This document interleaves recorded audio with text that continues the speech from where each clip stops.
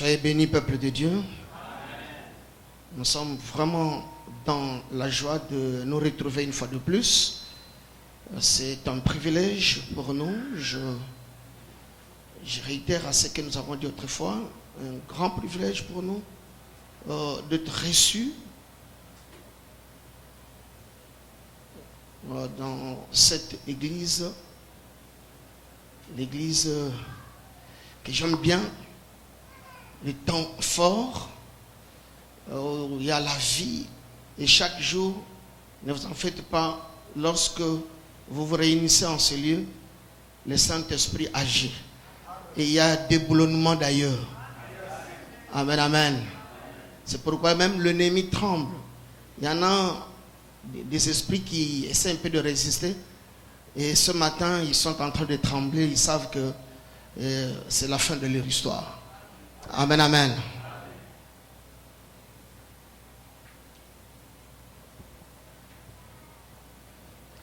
Nous allons gagner du temps rapidement. Nous allons prendre le texte de ce matin. Nous lisons dans le premier épître de Paul. Premier épître de Paul.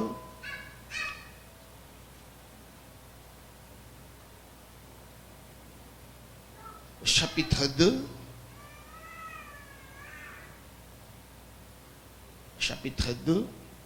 Et nous lisons le 5 premiers versets. Nous aurons également besoin de notre texte qui est l'évangile de Jean, chapitre 4, 24. Jean 4, 24. Jean 4, 24.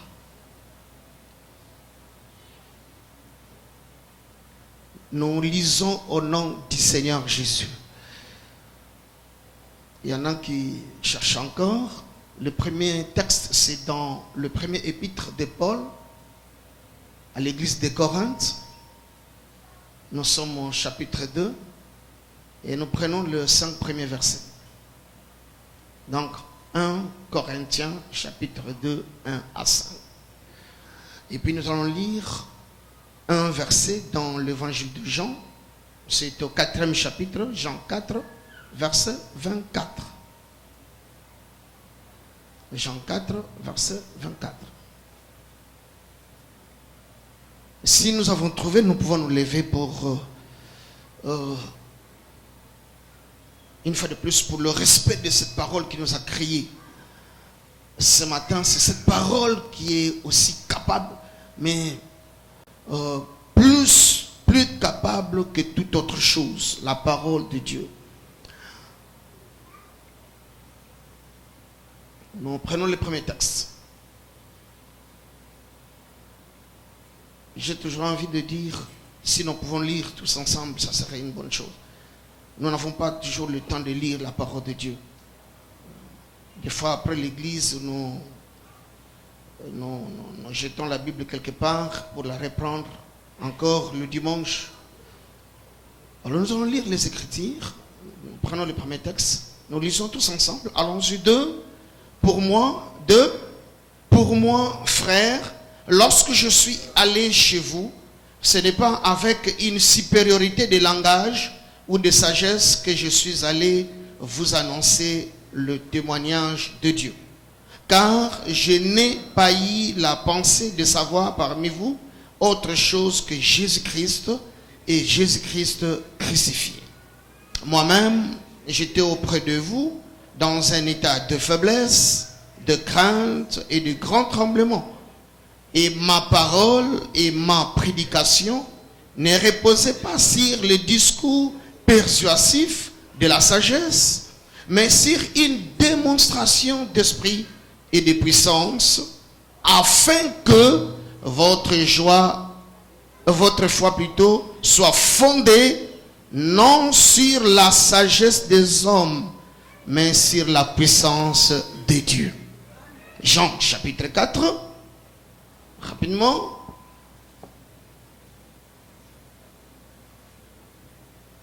Jean 4.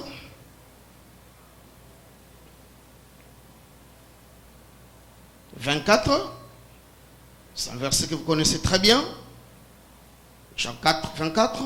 Dieu est esprit et il faut que ceux qui l'adorent, l'adorent en esprit et en vérité. Cette parole. Au nom de Jésus, nous te prions ainsi. Amen. Oui, très bien.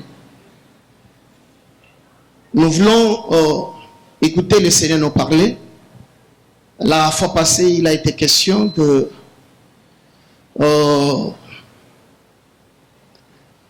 je suis une barque pour Jésus. Je suis une barque pour Jésus. Dieu nous a bénis sincèrement à travers ce message-là. Moi-même, j'étais vraiment béni. Amen, amen. Et je sais que à la fin, à l'issue de ce message, Dieu nous a demandé à faire quelque chose. En fait, l'apothéose de ce message-là, c'était de mettre en pratique ce que Dieu nous a donné comme enseignement. Tout le monde devra le savoir, connaît l'instrument que Dieu veut se servir pour l'annonce de l'évangile. Nous sommes cette barque que Jésus veut utiliser. Alors, nous sommes prêts, nous allons prier pour chacun de nous à la fin de ce moment, à la fin de ce message. Nous allons prier pour tout le monde, pour surtout retourner nos enveloppes qui constituent ce sacrifice-là que nous voulons faire pour notre Seigneur, pour l'avancement de son œuvre. Mais ce matin, nous voulons parler d'un message que nous avons intitulé « Le Saint-Esprit agit encore ». Le Saint-Esprit agit encore. Allons-y tous ensemble de « Le Saint-Esprit agit encore ». Il y en a qui ne parlent pas, qui ne veulent même pas parler. Hein? Ce que le bitan au moulaïté, mon ressarani. Hein? Ata ole chiclon. Il faut parler. Hein? Il faut parler. Alors reprenons tous ensemble. Allons-y de le Saint-Esprit agit encore. Très bien.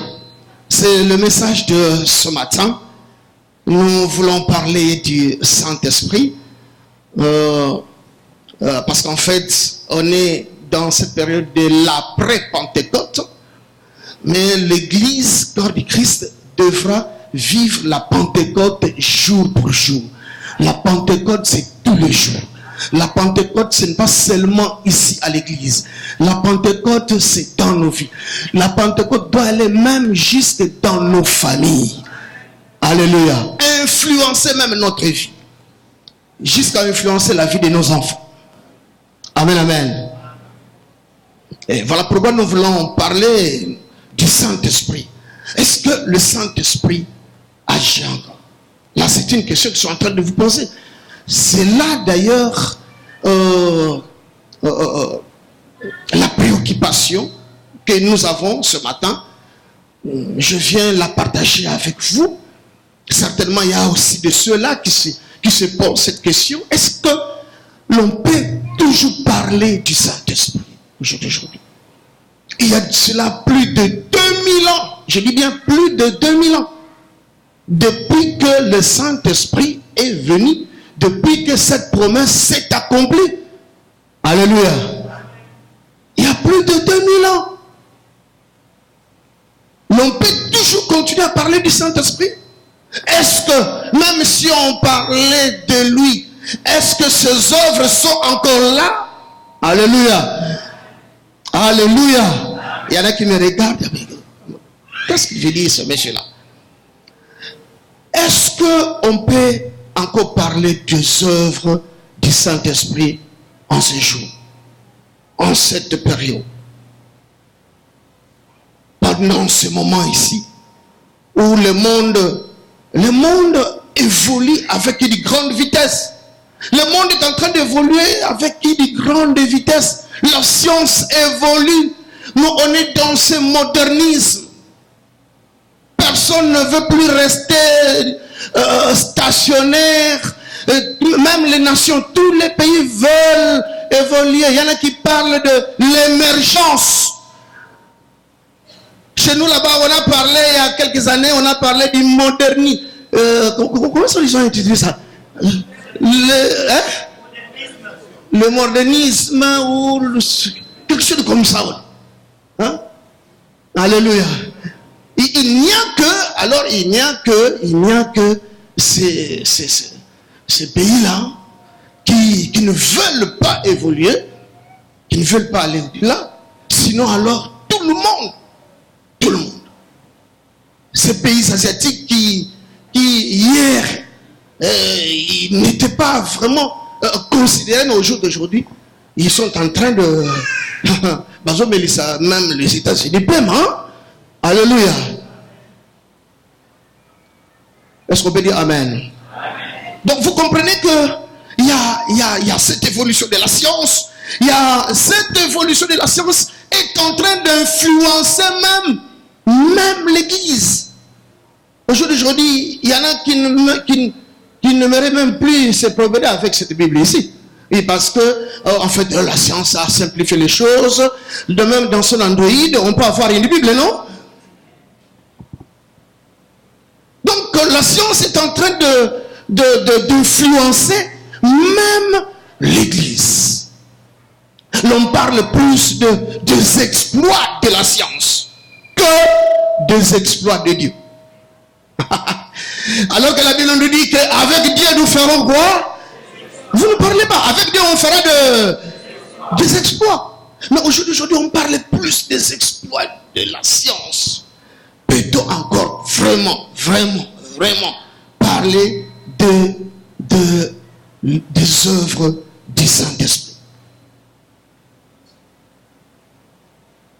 Mais pour y aller, j'aimerais bien qu'on puisse en tout cas dire un mot à propos du Saint-Esprit lui-même. Qui est le Saint-Esprit? Alléluia. Qui est le Saint-Esprit? Et la réponse est tellement courte, elle est simple. Nous l'avons lu dans le deuxième texte, dans Jean chapitre 4, 24. Il est écrit que Dieu est esprit. Alléluia. Et que ceux qui l'adorent devraient l'adorer en esprit et en vérité. Donc ce passage-là nous donne une nette explication ou soit définition sur ce qu'est le Saint-Esprit. Le Saint-Esprit est Dieu. Dieu est esprit. L'Esprit Saint, c'est Dieu. Alléluia. Lorsqu'on est en train de parler du Saint-Esprit, nous parlons de Dieu lui-même. Nous parlons de Dieu lui-même. Le Saint-Esprit est Dieu. Et dans la Bible, je pense s'il faut encore approfondir cette définition, il y a quelques passages dans la Bible qui peuvent nous aider aussi à bien connaître ce qu'est le Saint-Esprit. Le Saint-Esprit. Alors c'est pourquoi je voudrais bien lire quelques promesses, quelques passages qui sont d'ailleurs des promesses qui ont été faites depuis la nuit du temps. Ces promesses-là nous ont été données parlant de la venue du Saint-Esprit. La venue du Saint-Esprit. Et je vous dis, le Saint-Esprit, c'est lui pour qui les grandes promesses de la Bible parlent. Prenons quelques-unes. On ne saura pas prendre toutes ces promesses-là, mais prenons, le premier c'est dans Ésaïe chapitre 44. Ésaïe 44. Ainsi parle l'Éternel qui t'a fait, qui t'a formé dès ta naissance. Ici l'on parle d'Israël, le peuple de Dieu. C'est lui qui est ton soutien. Ne crains rien, mon serviteur Jacob. Ne crains rien, mon Israël. Voilà comment Dieu est en train de chérir son peuple. Mon Israël que je choisis. Le verset 3, c'est celui que je vous lis à propos de ce que je suis en train de dire. Le verset 3 nous dit, car je répandrai des eaux sur le sol altéré. Je répandrai des eaux plutôt, sur le sol altéré, viril, et des ruisseaux sur la terre desséchée. Et des ruisseaux sur la terre desséchée. Je répandrai mon esprit sur ta race et ma bénédiction sur tes rejetons.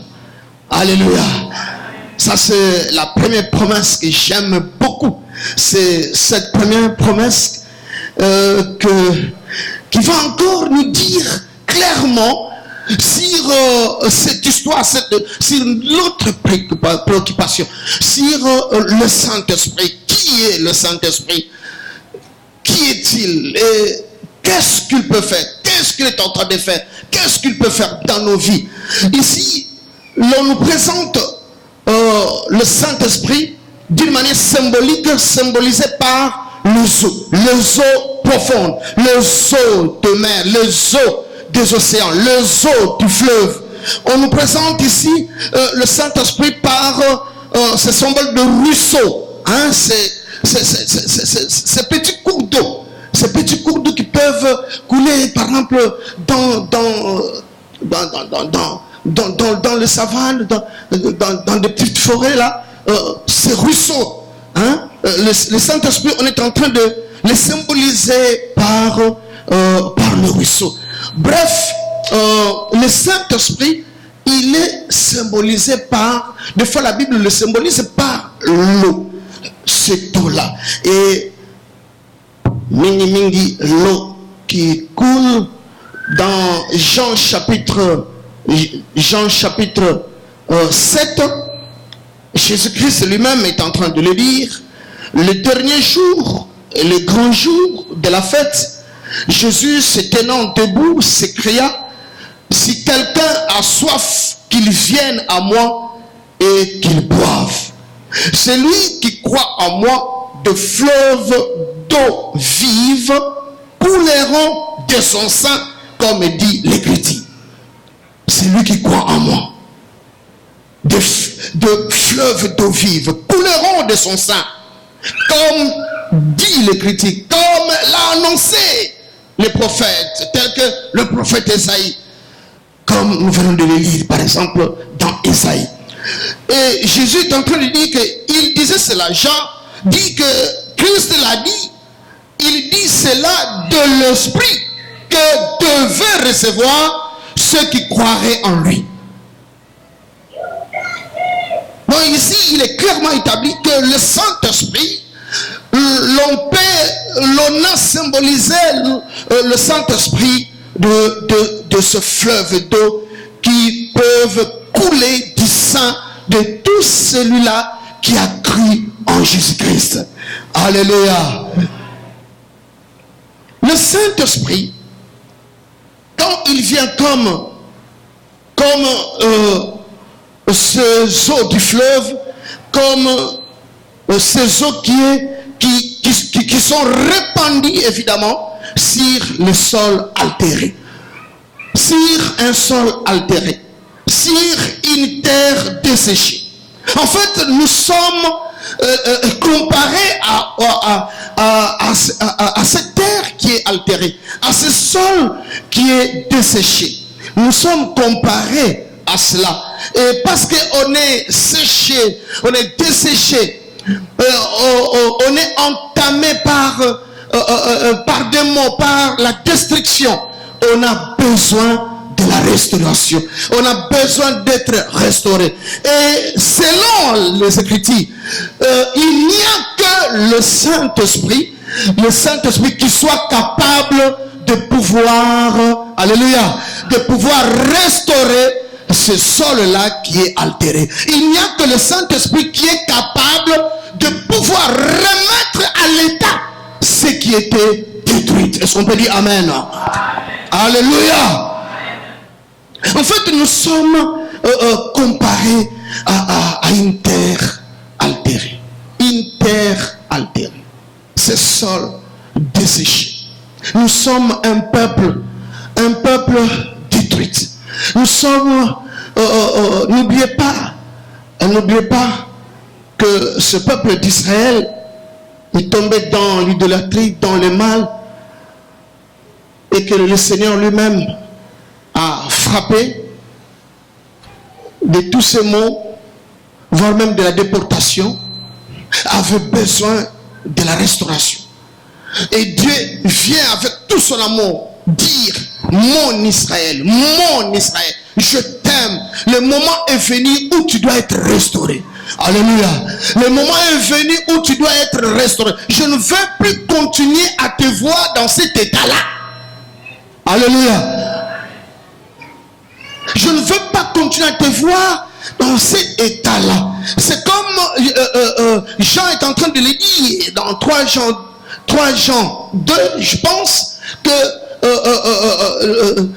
ce que le Seigneur veut, il espère que tu prospères, comme prospère l'état de ton âme, que tu sois en bonne santé. C'est ça la volonté de Dieu. Dieu veut que son peuple puisse prospérer. Alléluia. Et quitter cette situation qui est semblable à ces sols entamés, ces sols altérés, ces sols détruits. Dieu veut que nous puissions quitter cet état-là. Alléluia. Mais je vous dis, c'est l'état même du monde actuel. Cette parole, cette bonne nouvelle, elle est d'actualité. C'est l'état actuel du monde. C'est l'état actuel de nos familles. C'est l'état actuel de nos familles. Où l'on trouve des familles déchirées, des familles qui sont détruites. Les familles sont en train de vivre des malédictions de tout genre. Et le peuple de Dieu n'est pas dans la joie.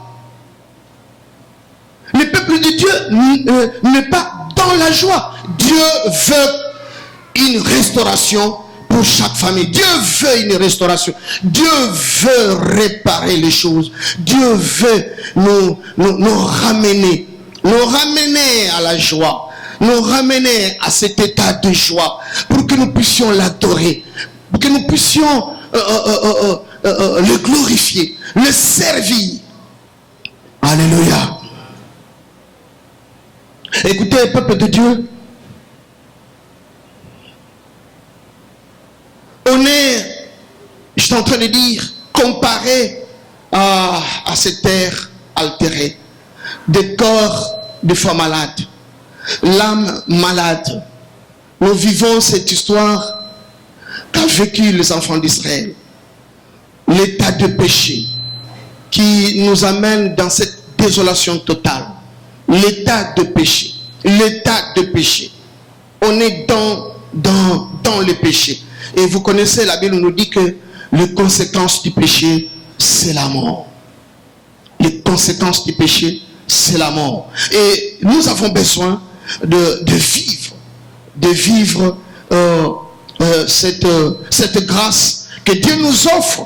Dans ce texte que nous avons lu, on est en train de comprendre, vous et moi, quand Dieu dit: je répandrai mon esprit sur ta race et ma bénédiction sur tes rejetons. Ma bénédiction sur tes... En fait, le Saint-Esprit, c'est cette grande bénédiction que Dieu a offert à son peuple. Le Saint-Esprit. Le Saint-Esprit, il est le don de Dieu. Quand les enfants de Dieu ont écouté Pierre pour la première fois parler de Jésus, après avoir écouté la parole de Dieu, ils se sont exclamés pour dire: alors que ferons-nous? On est en train de réaliser qu'on est dans le mal. On est perdu. Qu'allons-nous faire? Pierre va répondre: répentez-vous et recevez quoi? Le don du Saint-Esprit. Non, je ne parle pas ici des dons de parler en langue, mais le Saint-Esprit lui-même, il est un don à l'Église. Alléluia.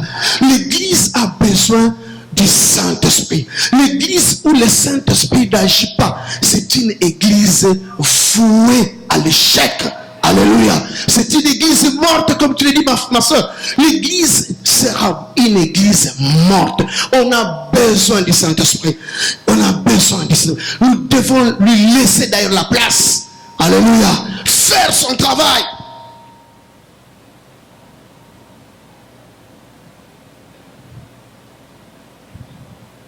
Si l'on prenait une autre promesse, Ézéchiel, là aussi c'est un passage qui est presque incontournable. Ézéchiel 37, 9 à 10. Ézéchiel 37, 9 à 10. La Bible nous dit ceci.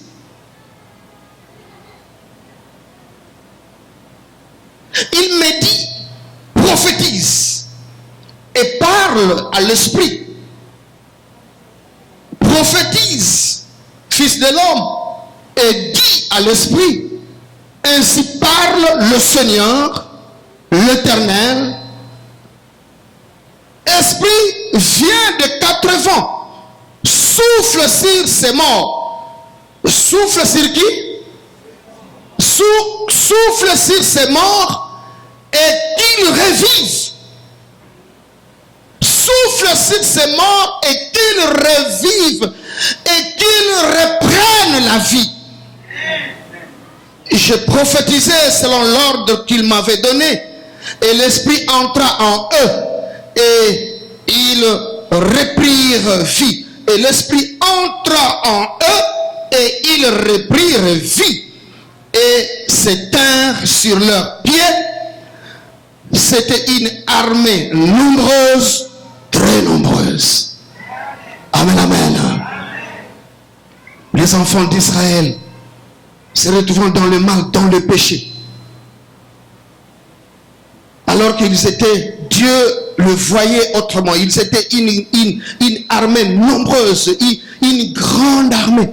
Mais ils ne pouvaient pas l'être, ils ne pouvaient pas le vivre, le peuple de Dieu, le peuple d'Israël. Parce qu'en fait, il était comparé aux morts, aux ossements desséchés. Et Dieu dira pour leur salut, il n'y avait qu'une seule solution. Pour leur salut, ils avaient besoin du Saint-Esprit. C'est pourquoi il enverra son serviteur. Il lui dira, prophétise sur ces eaux. Prophétise sur ce peuple qui est semblable aux morts. Prophétise sur ce peuple, et souffle sur eux, afin que le Saint-Esprit vienne sur eux. Et dès qu'ils seront revêtus du Saint-Esprit, alors ils vont revivre. Le Saint-Esprit, c'est lui qui est capable de redonner la vie. Ce matin, je vais encore dire à quelqu'un qui est en train de m'écouter, de me saisir, que le Saint-Esprit, c'est lui que Dieu a envoyé pour nous ramener de la mort à la vie. Alléluia. Nous pouvons passer de la mort à la vie grâce à la présence du Saint-Esprit. Il n'y a que le Saint-Esprit qui soit capable de pouvoir le faire. Ce n'est ni un homme, ce n'est ni quelque chose autre, mais il n'y a que le Saint-Esprit. Est-ce qu'on peut acclamer pour le Saint-Esprit? Il n'y a que le Saint-Esprit qui soit capable de le faire. Le Saint-Esprit, il peut nous ramener de la mort à la vie. Alléluia. Il nous donne la vie. Il nous donne la vie. On peut encore revivre. On peut encore recommencer avec la vie. On peut recommencer avec la vie grâce à la présence du Saint-Esprit dans nos vies. Écoutez, combien de familles qui sont déchirées. Combien de familles que l'ennemi a détruites. Mais des vies humaines qui sont détruites par l'ennemi, par l'invisible, le diable. Et il n'y a que l'invisible, le Saint-Esprit, que le Tout-Puissant a envoyé, qui sera capable d'anéantir sa force. Alléluia. Nous avons besoin d'être restaurés. Et pour ça, nous avons besoin du Saint-Esprit. Nous avons besoin du Saint-Esprit. Dans Romains chapitre 4, 19 à 21, on nous parle d'Abraham qui est allé au-delà de 100 ans. Un homme qui ne pouvait plus être capable de pouvoir d'être en mesure. Il n'était plus vertèbre. Voilà le terme qu'il faut. Abraham a 100 ans, il n'était plus, il n'avait plus toutes ces capacités-là d'avoir un enfant. Alléluia. Et la femme, sa femme, Sarah, elle aussi est allée au-delà. Et quand vous lisez ce texte, la Bible est claire là-dessus.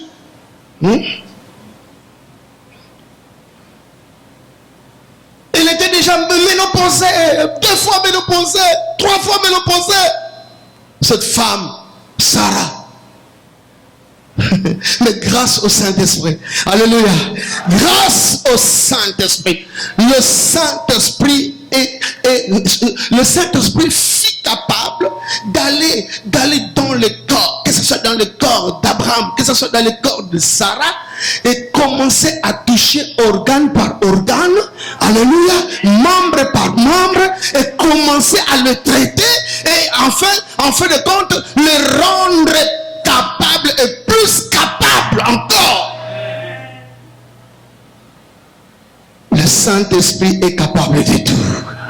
Je dis bien, le Saint-Esprit est capable de tout. Je vais venir paraphraser Job qui a dit dans le chapitre 42, verset 2, je reconnais que Dieu peut tout. Est-ce que toi tu peux le reconnaître? Est-ce que tu peux le reconnaître? Est-ce que tu peux le reconnaître? Alléluia. Dans leur vieillesse, ils ont cru. Il suffit de croire tout simplement. C'est ça le vrai problème. Il suffit de croire. Il n'y a pas quelque chose qui soit impossible à Dieu. Il n'y en a pas. Amen, amen. Oh. Mais le Saint-Esprit est merveilleux. Il est merveilleux, mes bien-aimés. Il est formidable. Formidable.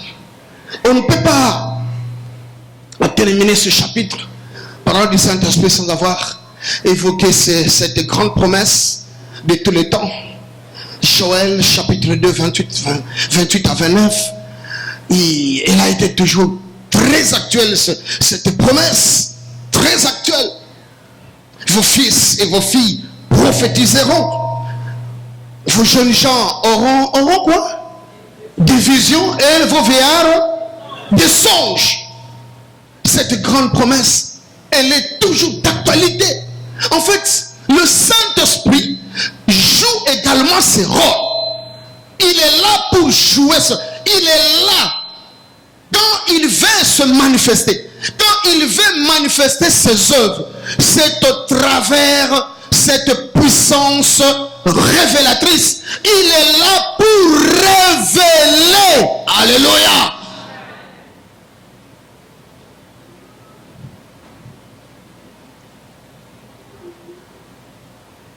Tu as un problème, tu as un projet. On a toujours besoin, cette envie-là, de dire au Seigneur, est-ce que tu peux m'aider à faire ceci? Est-ce que tu peux m'aider à faire ceci? Écoutez, c'est par le Saint-Esprit. Cela est possible.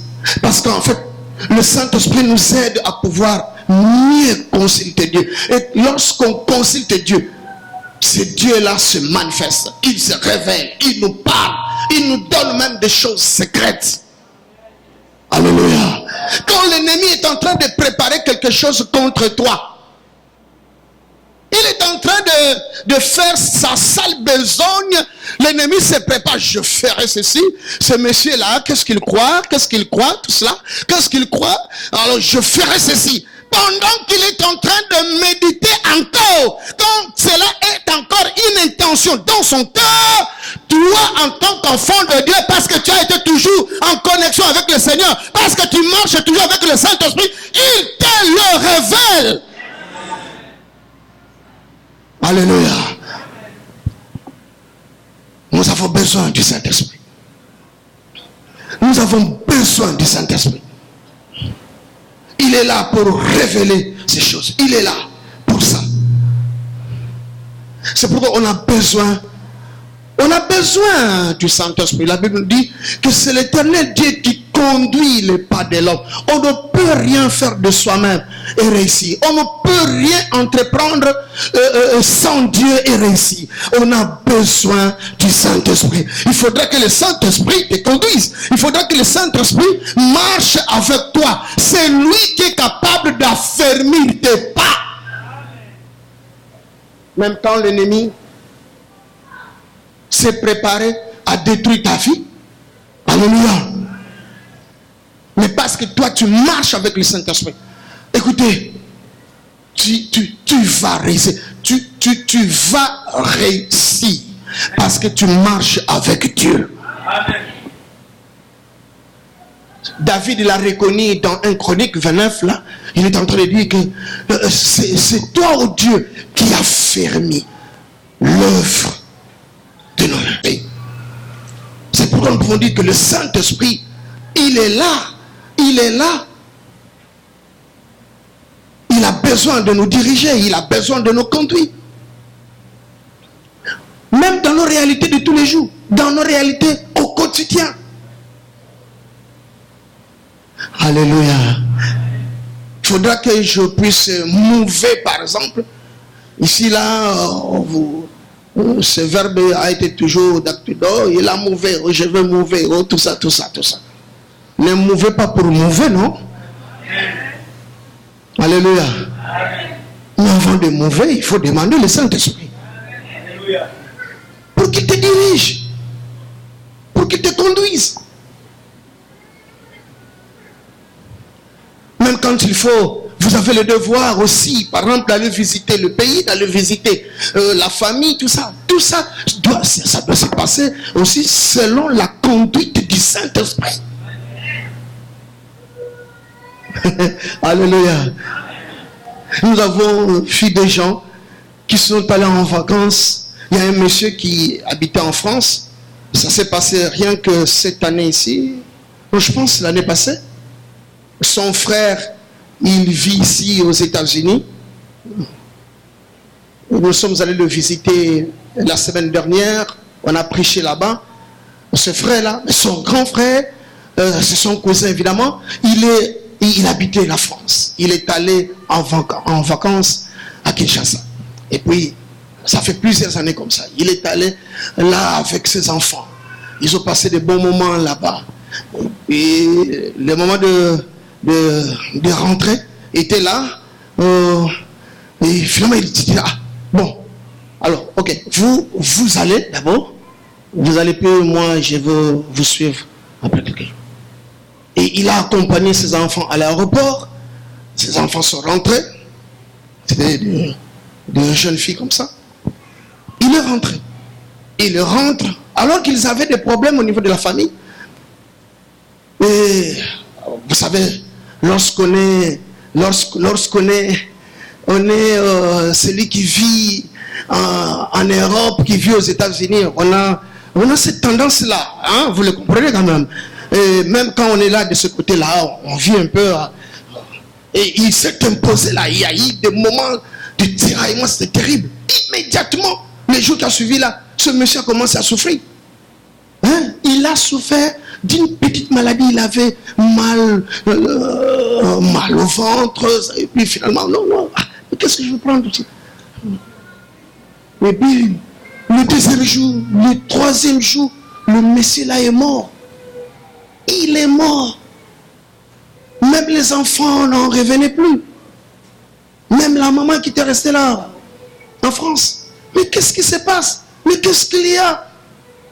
Alléluia. Faisons tout sous la conduite du Saint-Esprit.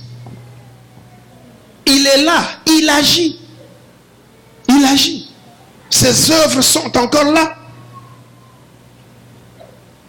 Écoutez, bien-aimés, en fait, pour pouvoir progresser, et même dans l'église, la fois passée, je vous ai parlé de cette histoire-là de déboulonnement. J'avais dit que nos frères policiers, là, ils sont en retard. Nous, on a déjà commencé avec cette histoire de déboulonnement.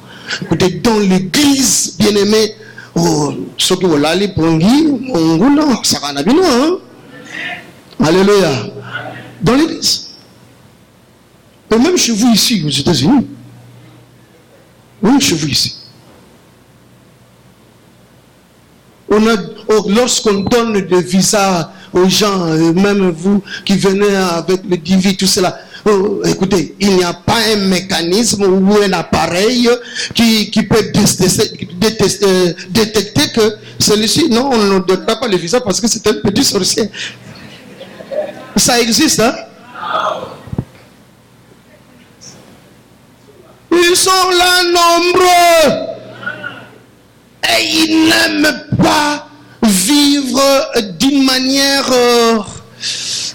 solitaire, en détachement. Non, ils sont là. Ils veulent être là où toi tu es. Ils veulent participer dans l'intercession, dans l'adoration, dans le diaconie. Et au jour d'aujourd'hui, même dans le ministère pastoral. Ils sont là. Alléluia. Et l'Église a besoin du Saint-Esprit, les œuvres du Saint-Esprit. Et cette grande puissance de la révélation doit être à l'œuvre. Personne ne pourra se cacher, comme le Seigneur l'a dit. Ce qui est dit en chambre sera révélé au salon. Alléluia. Et c'est comme cela que le Seigneur agit. Il va commencer à déboulonner. Il va commencer à déboulonner. Écoutez cette histoire-là, si j'ouvrais cette parenthèse ici, on risquera d'aller au-delà de ça. Nous avons vu cette expérience. Nous l'avons vécue au niveau de l'église pendant presque 2 ans. Pendant presque 2 ans. C'était terrible, je vous assure. Terrible. Vous êtes en train d'opérer, par exemple, au moyen de délivrance, par exemple, vous trouvez un esprit à l'intérieur. Celui que vous trouvez là, à l'intérieur, là, des fois, c'est quelqu'un avec qui vous avez mangé ensemble, tout ça, tout ça. Des fois, c'est, comme je l'ai dit autrefois ici, la caissière, c'est elle. Je n'incrimine pas celui qui s'occupe de finances ici, hein. Alléluia.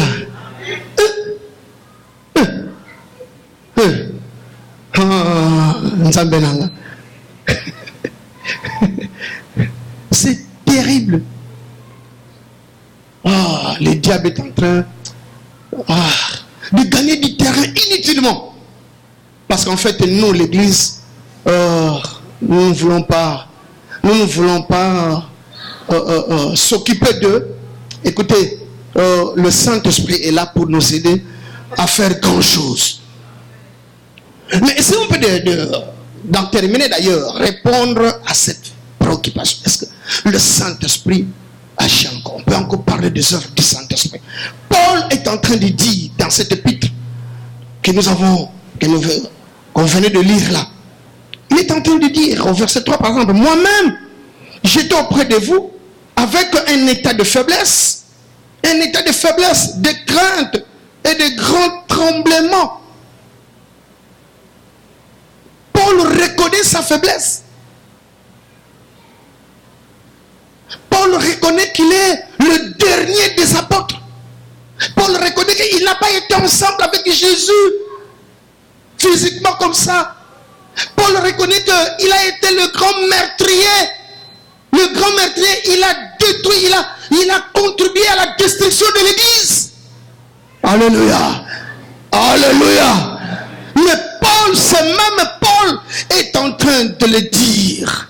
Oui, j'étais un être faible. Même quand je suis venu auprès de vous, c'est avec tremblement, avec crainte, avec beaucoup de faiblesse. Je reconnais que je suis faible. Mais Dieu a déployé plutôt sa puissance en moi. Paul est en train de dire qu'avec le Saint-Esprit, il a fait en sorte que moi qui étais faible, mais que je sois un homme fort. En fait, d'un homme faible, il est en train de jaillir une puissance terrible. Alléluia. Le Saint-Esprit, c'est celui qui peut peux prendre un homme faible et faire de lui un homme fort. Alléluia. Même si tu étais un homme faible. Faible. Par cette histoire de l'impudicité, par exemple. Et tu es un fou. Et zanga son. Alléluia.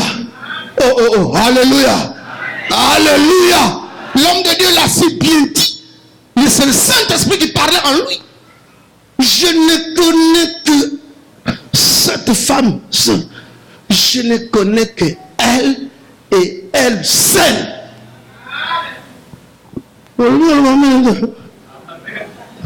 Laisse-moi me dire amen. C'est le Saint-Esprit qui nous rend forts, qui fait de nous des hommes forts. On était des faibles, mais Dieu a fait de nous des hommes forts. Même si tu t'es retrouvé dans cette histoire, écoutez, le Seigneur est capable de te délivrer. Le temps me manquerait pour donner certaines expériences que j'ai vécues d'ailleurs. Je me suis retrouvé dans des points où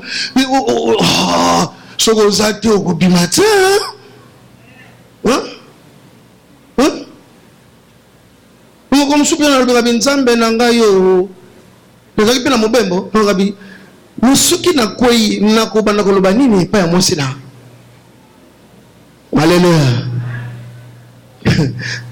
Est-ce qu'on peut dire amen? Ah, notre Dieu est merveilleux. Il est merveilleux. J'étais auprès de vous dans un état de faiblesse, de crainte et de tremblement. Et ma parole et ma prédication ne reposaient pas sur les discours persuasifs de la sagesse, mais sur une démonstration d'esprit et de puissance faible. Mais oh, le Saint-Esprit, l'huile du Saint-Esprit était sur sa tête. Faible, même étant malade, mais l'huile du Saint-Esprit était sur sa tête. Et il ne vivait que la démonstration d'esprit. Afin que votre foi, la foi de chrétien, la foi de l'église, ne doit pas reposer sur n'importe quoi. Afin que votre foi soit fondée non sur la sagesse des hommes, mais sur la puissance de Dieu. Notre foi doit avoir comme socle la puissance de Dieu. Pas autre chose. Je dis bien pas autre chose. Amen, amen. Aujourd'hui, on a détruit l'église.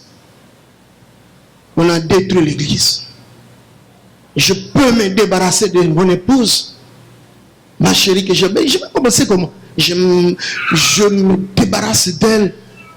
6 mois après, je suis aussi capable de dire, écoutez, ngai papa nabino, écoutez, ngai papa nabino, nabotika la bongote, bongote, bongo.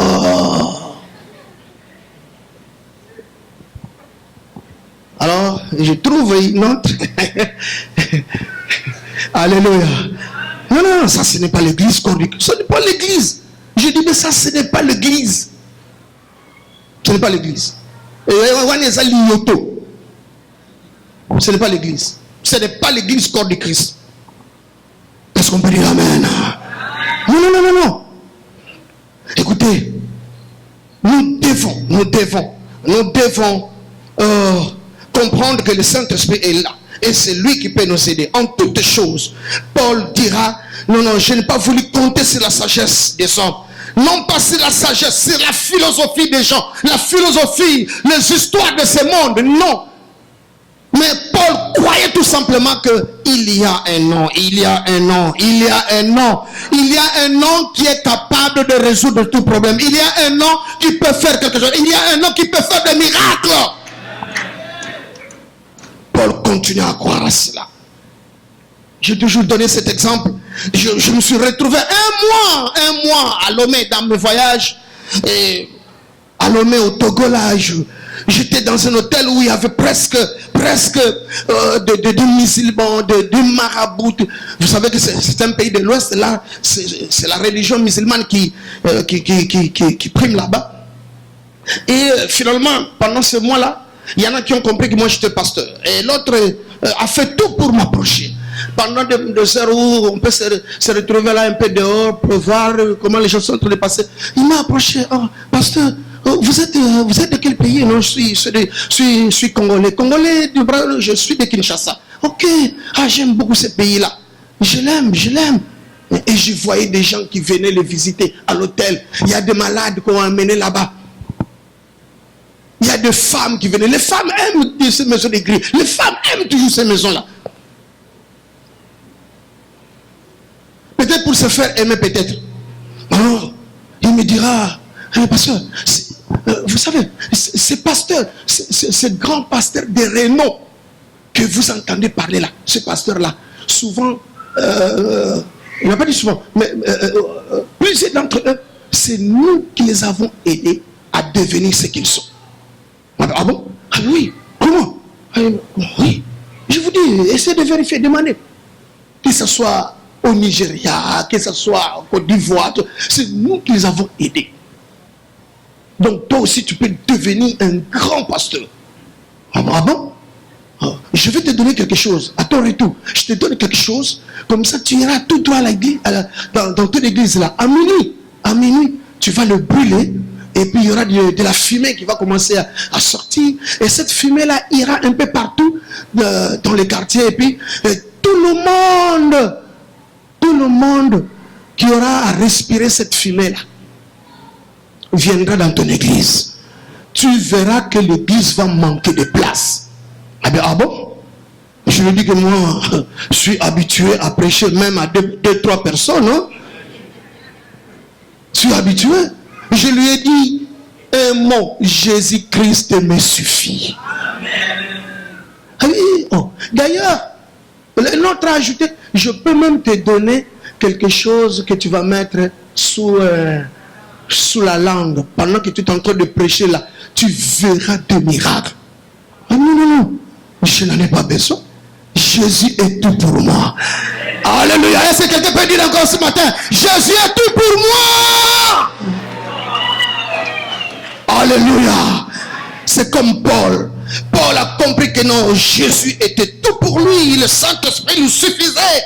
Il suffit d'être rempli du Saint-Esprit. Alors, tu pourras vivre les miracles. Tu pourras vivre les miracles. Ne sois pas comme Simon le magicien aujourd'hui. Combien de serviteurs qui sont comme des Simon les magiciens, hein, qui sont en train d'ajouter au Saint-Esprit, ajouter la magie, ajouter quoi que ce soit. Ils sont très nombreux. Mais écoutez, la Bible nous présente un seul nom qui soit au-dessus de tous nos noms pour que nous soyons sauvés. Et c'est lui qui nous a fait cette promesse que vous aurez le Saint-Esprit. Le Saint-Esprit viendra et quand il viendra, quand il viendra, il vous conduira, il vous dirigera. Vous ne serez pas des orphelins. On n'est pas orphelins. Je ne suis pas orphelin. Dites avec moi, je ne suis pas orphelin. Le Saint-Esprit est avec moi. Il me conduira. C'est lui qui s'occupe de moi. C'est lui qui s'occupe de toi. C'est lui qui va s'occuper de toi. Au boulot, il est avec toi. Lorsque tu dors, il est avec toi. En marchant, il est avec toi. Même si l'ennemi a préparé des histoires. Oh, il y a un cas d'accident. Oh, il y a un cas d'accident. Le Saint-Esprit sera avec toi. Il est capable de tout bouleverser. Il bouleverse tout. Écoutez, cette histoire de Pentecôte, la Bible nous dit que la Pentecôte n'a pas commencé avec le Saint-Esprit. Cette fête de Pentecôte existait depuis le temps. Avec les enfants d'Israël, ils célébraient la fête qu'on appelait la fête des récoltes, la fête de la moisson. Par exemple, la moisson des bleus, par exemple. Alléluia. Par exemple, la fête des dindons ici aux États-Unis avec vous. Hein? Avec vous ici, on vous fêtait la fête des dindons, non? Alléluia. Et il fêtait, il y avait cette fête-là. Il se retrouvait au moins une fois l'an. Il se retrouvait. Et les gens venaient de partout. Ils célébraient cette fête-là. Mais ce jour-là, quand Dieu s'est levé pour dire que c'est maintenant que va s'accomplir cette grande promesse de la venue du Saint-Esprit. Dieu se décide d'ouvrir le ciel. Le ciel va s'ouvrir et le Saint-Esprit va descendre. Il est descendu ce jour-là. Alléluia. Pendant qu'ils tous, ils étaient là, enfermés dans la chambre haute, en train de prier, en train d'attendre. Ils avaient obéi à la demande du Seigneur. Ils étaient en train d'attendre. Et c'était la fête du Saint-Esprit. La fête des moissons s'est transformée en la fête du Saint-Esprit. Le Saint-Esprit est venu avec fracas. Il va tout changer. Il va tout chambarder. Ce n'était plus la fête de blé. Ce n'est plus la fête de dingo. Mais maintenant, c'est la fête du Saint-Esprit. Quand le Saint-Esprit vient, il change des choses.